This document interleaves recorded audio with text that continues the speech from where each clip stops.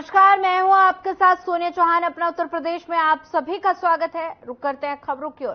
केंद्रीय गृह एवं सहकारिता मंत्री अमित शाह ने नशीली दवाओं के दुरुपयोग और तस्करी के खिलाफ अंतर्राष्ट्रीय दिवस पर शुभकामनाएं दी और साथ ही प्रधानमंत्री नरेंद्र मोदी के नेतृत्व में हमारी सरकार भारत को नशा मुक्त राष्ट्र बनाने की अपनी प्रतिबद्धता पर दृढ़ है।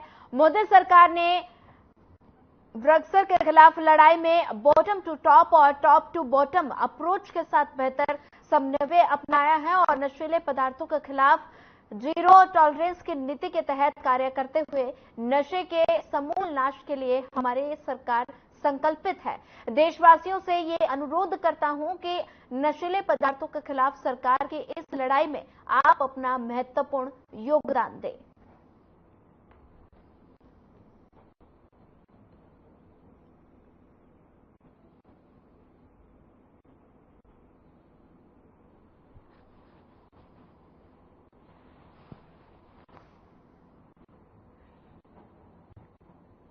बीते दिनों राम मंदिर को लेकर एक खबर फैलाई गई जिसमें कहा गया कि जहां रामलला विराजमान है वहां पहली बारिश में छत से पानी टपकने लगा है, लेकिन ये पूरी तरह से भ्रम है।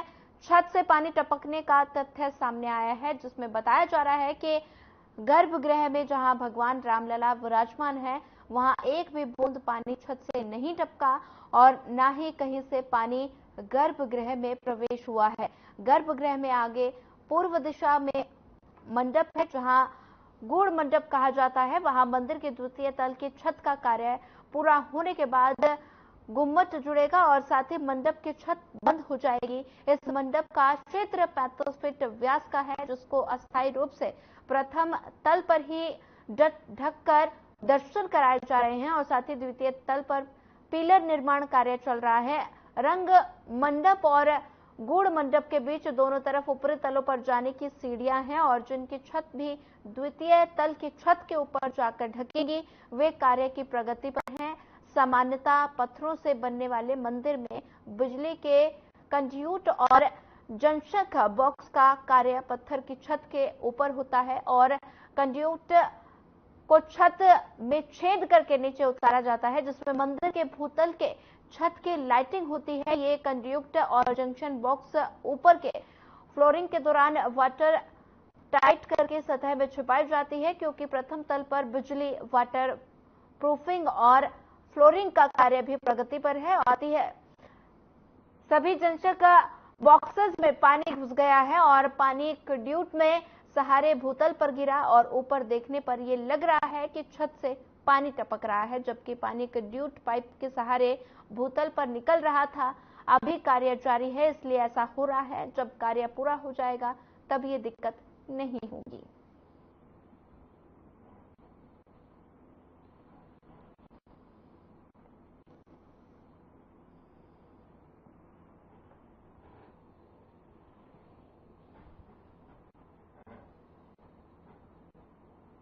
सरकारों और एजेंसियों के बीच समन्वय सहयोग और सहयोग के माध्यम से देश भर में एक अजय मादक द्रव्य विरोधी तंत्र का निर्माण किया गया। इससे भारत के पीएम बनने की रफ्तार तेज हो गई है।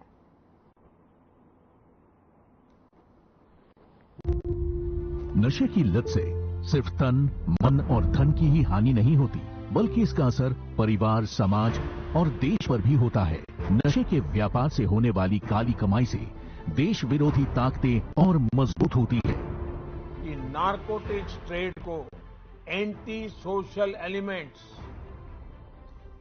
एंटी नेशनल एलिमेंट्स यानी असामाजिक तत्वों द्वारा नियंत्रित किया जाता है जो राष्ट्र की शांति और सद्भावना को नष्ट करने पर तुले हैं।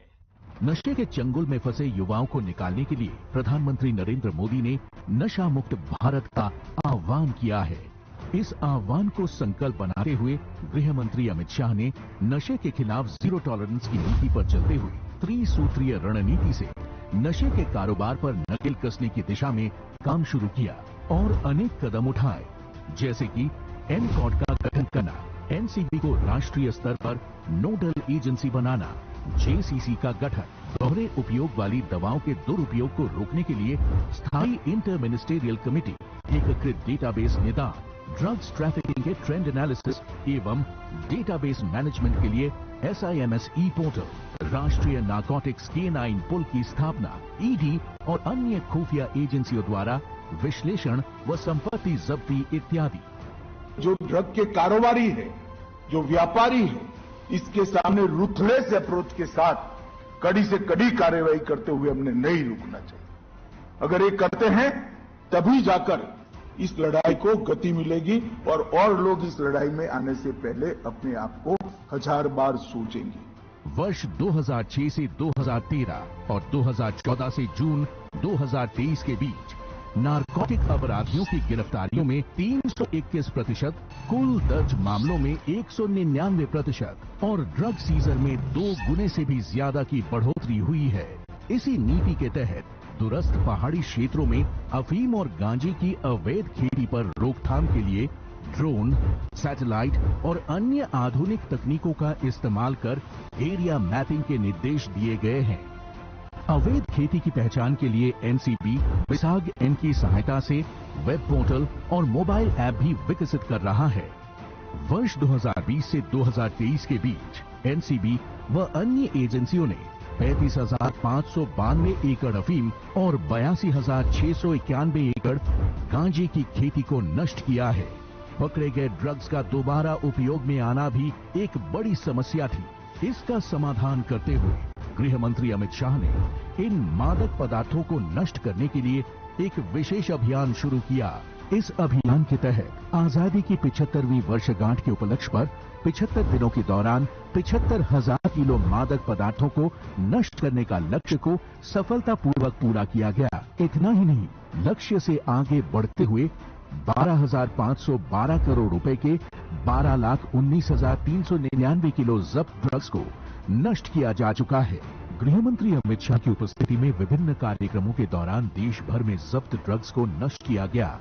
जैसे बेंगलुरु कार्यक्रम में 9,298 किलो, चंडीगढ़ में 31,000 किलो, गांधीनगर में 12,438 किलो, गुवाहाटी में 40,000 किलो और नई दिल्ली में 1,44,000 किलो ड्रग्स।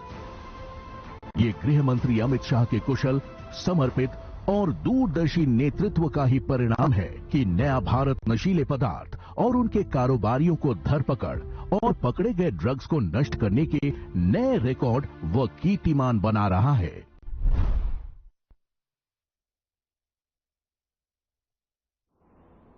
बरेली से एक अजीब मामला सामने आया है। यहां एक शराबी ने सांसद छत्रपाल गंगवार से शराब की मांग की। शराबी का कहना था कि ठेका 10 बजे से पहले ही बंद कर दिया गया और अब ये खबर जब सामने आई है तभी से लोग इस खबर को देखकर लुत्फ उठा रहे हैं।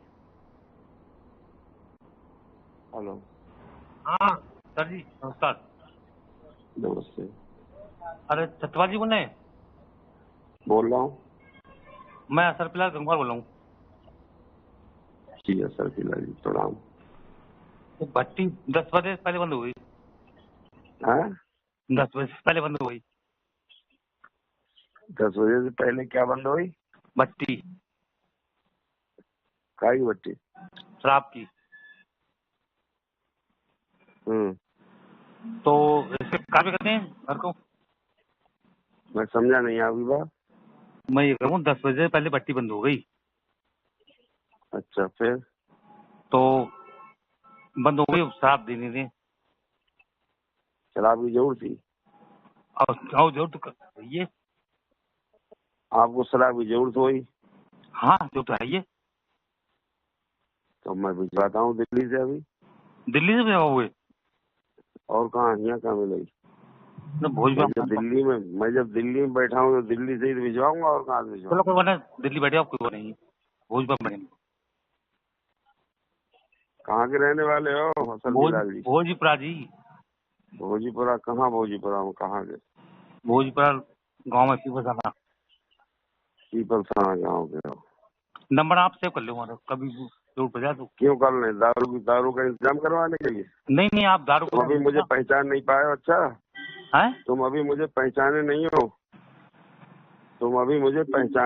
थोड़ी पहचान कर लो जरा। अच्छा हाँ ढंग का समझ रहे हो, मैं उस टाइप का नहीं हूँ, गलत फहमी मत रहना। अच्छा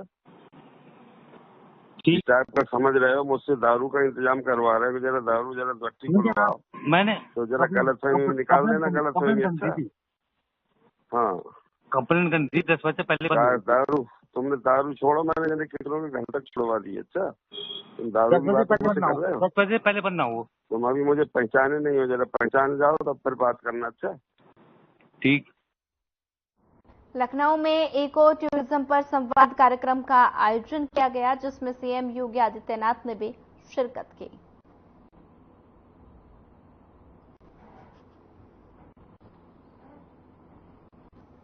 इको टूरिज्म संवाद के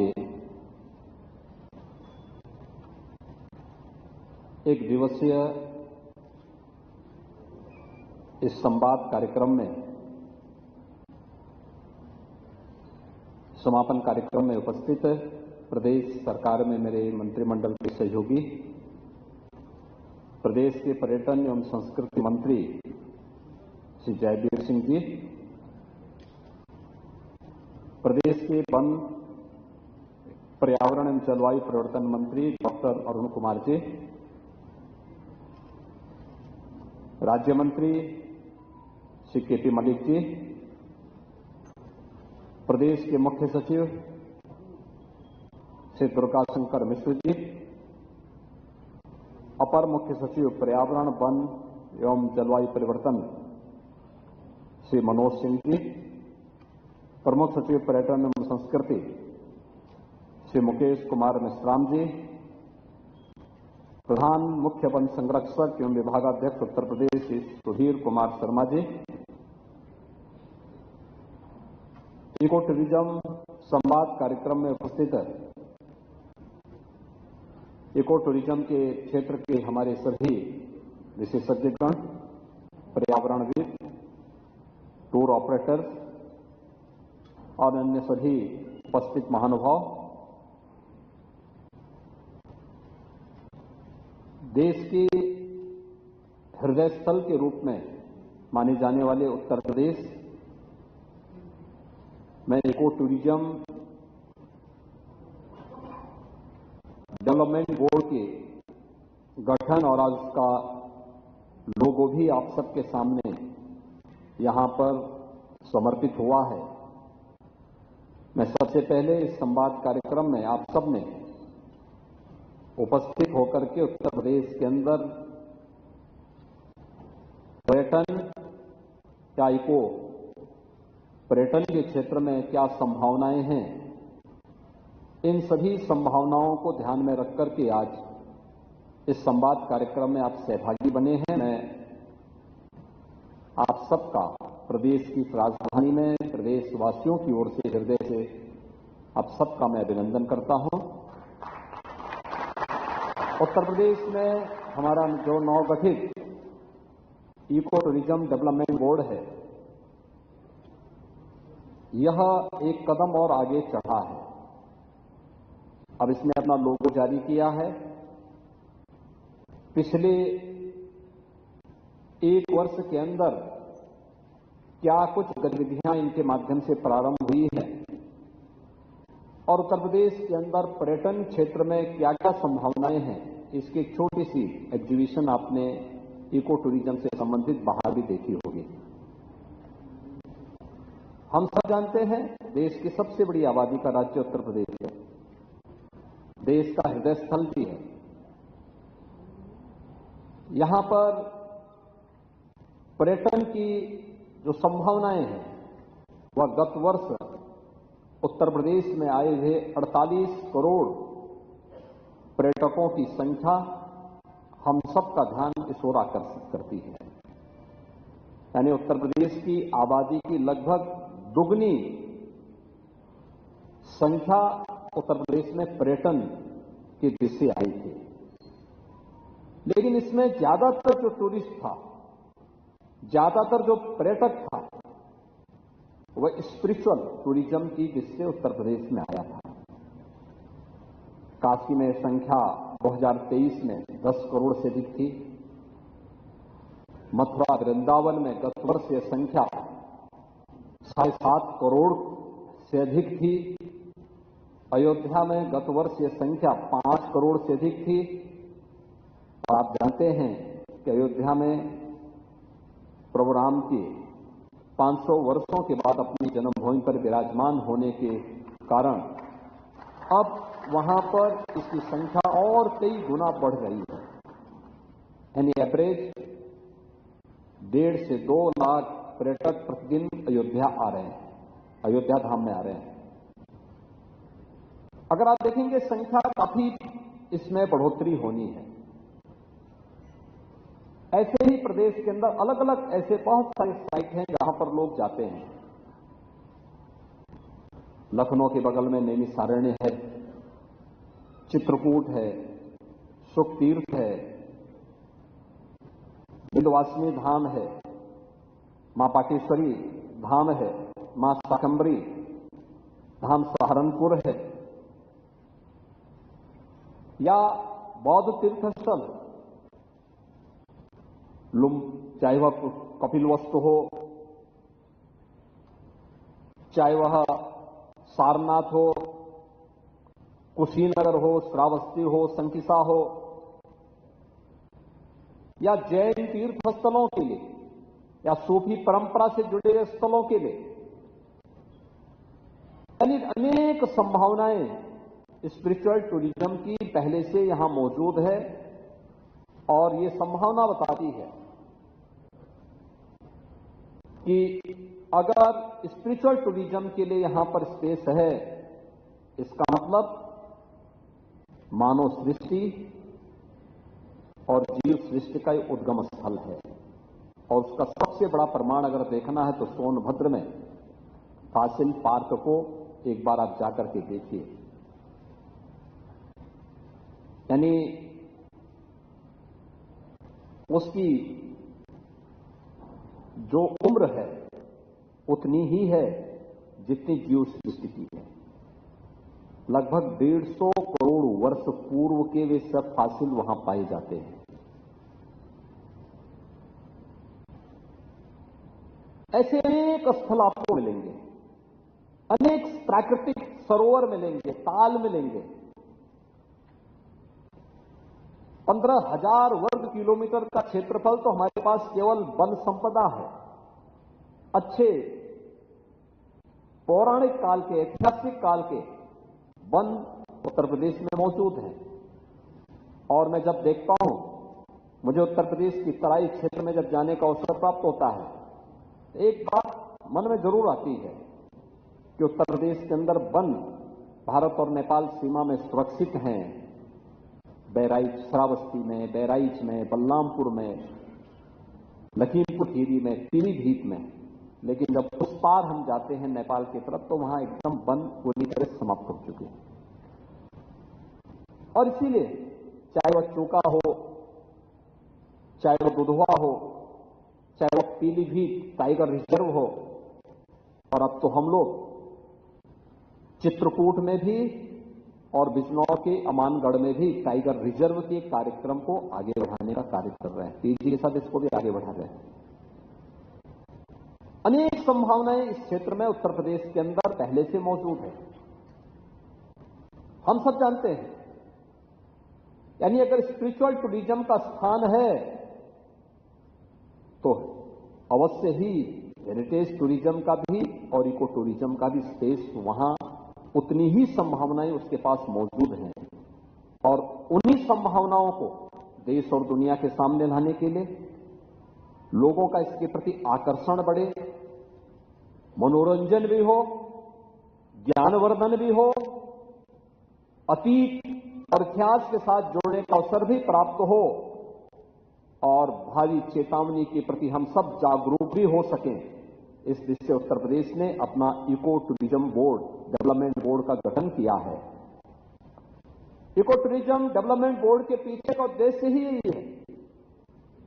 अभी हमारे पर्यटन और संस्कृति मंत्री जैसा कह रहे थे, इस बार जून की गर्मी मुझे लगता है लंबे समय तक उत्तर प्रदेश वासियों को और देशवासियों को याद आएगी। टेम्परेचर कितना ऐसे बढ़ रहा था जैसे किसी साइकिल का चक्का घूम रहा हो। तेजी के साथ आगे बढ़ रहा था। लोग असहाय थे, असमंजस की स्थिति में थे, लेकिन इसके लिए कोई उत्तरदायी कोई दूसरा नहीं है। हम सबकी स्वार्थी गतिविधियां ही इसके लिए जिम्मेदार भी हैं।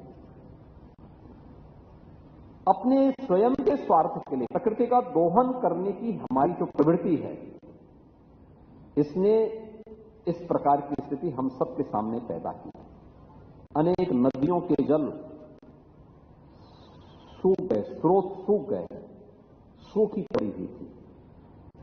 अब लखनऊ में है, लखनऊ में हम लोग एक नाइट सफारी बना रहे हैं पोखरेल के पास, और पोखरेल के नाइट सफारी के पहले हम एक नदी को जीवित करने वाले हैं लखनऊ में। उसका नाम है पोखरेल नदी।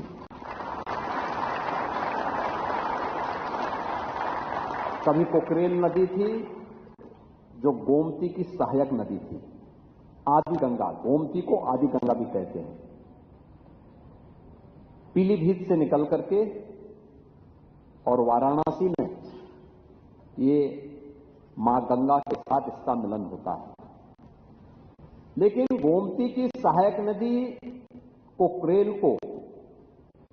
कोकरेल नदी को लोगों ने नाला बना दिया। नाला बना करके उसमें अवैध निर्माण कर दिए, कब्जे हो गए,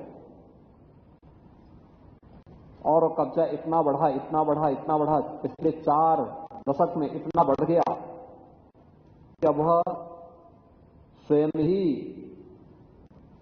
न केवल नदी के लिए बल्कि यहां के पर्यावरण के लिए एक चुनौती बन गई थी।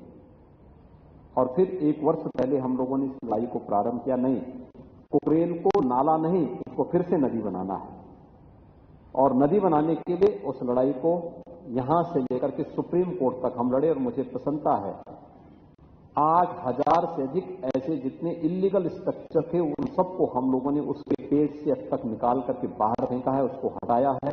जिनका पुनर्वास करना था उन्हें पुनर्वास भी किया है, जिन्हें दंडित करना था उन्हें दंडित भी किया है। और नदी, आप आश्चर्य करेंगे कि अभी 8000 स्ट्रक्चर हटे हैं, लेकिन इतने स्ट्रक्चर हटने के बाद नदी में पानी के नए स्रोत फूटते हुए दिखाई दे रहे हैं। यानी जब गर्मी थी, जब नदियां सूख रही थी, जल के स्रोत सूख रहे थे, तब पोखरेल में नए जल के स्रोत फूट रहे थे। ये दिखता है कि हमने जल के स्रोत अपने स्वार्थ के लिए स्वयं बंद किए हैं। लेकिन यही स्थिति अन्य जगहों पर भी है।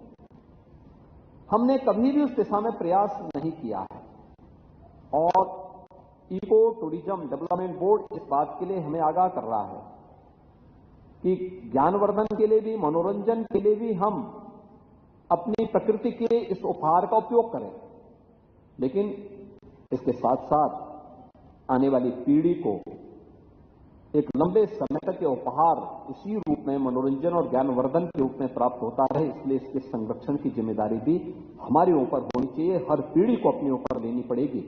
और उसी दृष्टि से इस कार्यक्रम को आगे बढ़ाने के लिए एक अभिनव प्रयास प्रारंभ हुआ है।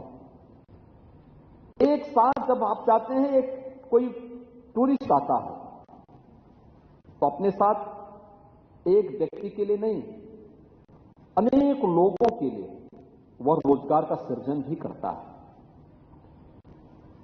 और अगर संभावनाएं हैं तो उन संभावनाओं से वहां पे लाभ लेना, अगर हम सभी प्रकृति का संरक्षण करते हुए, पर्यावरण का संरक्षण करते हुए इन कार्यों को अपनाते हैं, इसमें हमें संकोच नहीं करना चाहिए। और मुझे लगता है कि ये चीजें आज हम सबको उन क्षेत्रों में जहां पर हम लोगों ने इस दिशा में प्रयास किए हैं, उसका लाभ हमें देखते हुए वहां बनता है।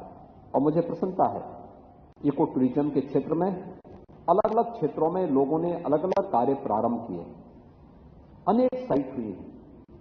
हमने इसके लिए जो कार्य प्रारंभ किए हैं, सोगी वर्गबा में भी काम प्रारंभ हुआ है, दुरवा में भी, चुका में भी, पीलीभीत टाइगर जो रिजर्व बना है उस क्षेत्र में भी अनेक लोग आ रहे हैं।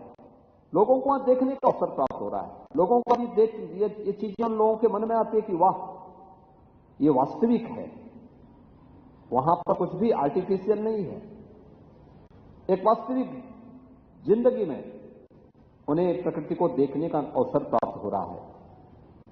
मैं जब भी दुधवा में जाता हूं, अंदर जंगल के बीच जाता हूं, मैं देखता हूं कि अगर लखनऊ का टेम्परेचर 42 है तो हमें दुधवा के अंदर वो टेम्परेचर। फिलहाल इस बुलेटिन में इतना ही। ज्यादा खबरों के लिए बनी रहिए हमारे साथ। नमस्कार।